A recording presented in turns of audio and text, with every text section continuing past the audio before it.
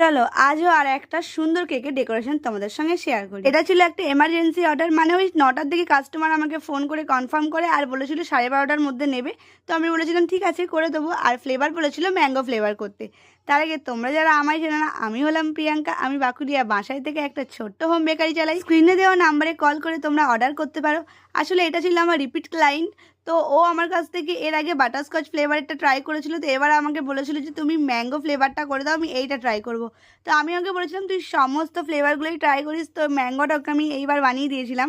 আর পছন্দের সহিত একটা ও আমাকে ডিজাইনও পাঠিয়েছিল, তো আমি সেটার মতোই করে দিচ্ছিলাম। এক সাইডে অল্প একটু চকলেট গানাশ দিয়ে ড্রিপিং আর 3টে রোজ। অ্যাকচুয়ালি পুরো সিম্পল ছিল, তাই আমি এত তাড়াতাড়ি কেকটা করে দিতে পেরেছিলাম।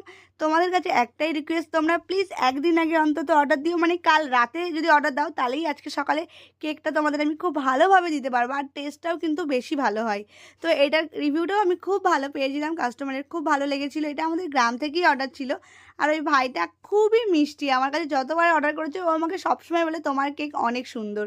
তো যাই হোক, দেখো আমি 3টে ফ্লাওয়ার বানিয়ে দিলাম, যেমন তোমাদের বললাম ওর পছন্দের মতো ডিজাইনটাই আমি করে দিচ্ছিলাম। আর এটা ছিল 1 পাউন্ডের একটা কেক, তো দেখতেই পাচ্ছ তোমরা 1 পাউন্ডের কেকের কেমন কি হাইট হয়। তোমাদের আমি অনেকবার বলেছি 1 পাউন্ড মানে কিন্তু 500 গ্রামস হয়। তো এখানে আমি হ্যাপি বার্থডে লিখে দিয়েছিলাম। তো কেক আমার রেডি, কেমন লাগলো জানিও। তো আজকের মতো বাই।